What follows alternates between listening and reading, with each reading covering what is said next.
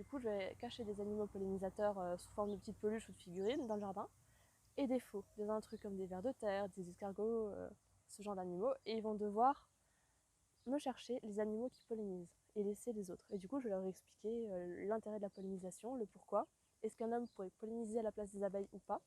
La réponse est non, parce que faut y aller, quoi. Ce serait hyper dur si on devait y aller à la main et butiner, prendre quelques petites substances d'une fleur, les mettre dans l'autre. C'est la même chose pour les arbres, ce serait hyper compliqué, quoi. Alors que les abeilles, les papillons, tous ces animaux le font pour nous.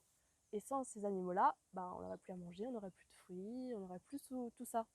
Du coup, il y a un réel intérêt dans ces animaux, quoi. Ensuite, on irait voir la ruche.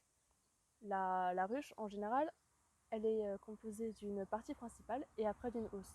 C'est dans la hausse qu'on se sert pour faire notre miel à nous, enfin pour l'extraire. Et le reste, ce qui est en bas, on laisse pour les abeilles. C'est leur réserve à elles. Et puis nous, on va prendre du coup ce qui est dans la hausse avec les enfants.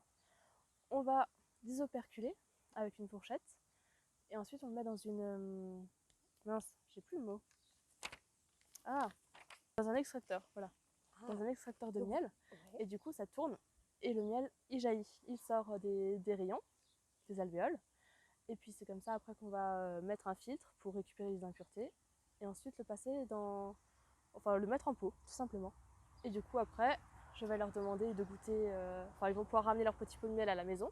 Alors, ce que j'ai aussi pensé faire, c'est un puzzle des 4 saisons. Que fait l'abeille au cours des 4 saisons? Parce qu'elle produit du miel, mais pas toute l'année. Et du coup, on va faire un puzzle et on va devoir replacer au bon endroit ce que fait l'abeille en hiver, ce qu'elle fait au printemps, en été et en automne. J'ai toujours adoré transmettre les choses aux autres, enfin transmettre mon savoir. Parce que si on ne transmet pas, le savoir ne se régénère pas, quoi, au final. C'est comme maintenant, quand on voit des gens que je crois sur mon histoire de coq ou de lapin, par exemple les lapros, les parents m'ont dit que c'était des lapinous. C'est un mot qu'on emploie dans les histoires. Juste, c'est un mot comme ça, quoi. C'est un gentil petit surnom, mais c'est pas le mot réel. Et du coup, comment voulez-vous que les enfants sachent ce qu'est le bébé du lapin si même les parents ne le savent pas? C'est toute une éducation à faire, et puis je pense que depuis quelques générations, ça s'est un petit peu perdu. C'est super important de savoir ce qu'on mange, d'où viennent les choses. Non, le lait ne vient pas d'une brique de lait. Le lait, ça vient d'un animal qui a été traité pour ça. Et voilà, tout ce genre de choses, je pense que c'est important de le savoir et de transmettre ça aux enfants, quoi. Vous avez l'impression d'être engagé?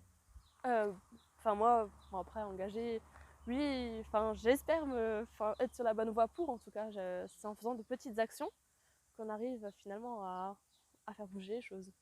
Je ne me vois pas bouger les gens à l'international, mais au contraire, c'est en faisant de petites actions comme ça, comme une ferme pédagogique, comme manger bio, comme tout ce genre de petites choses, qu'on arrive à faire évoluer les choses. Donc, j'espère.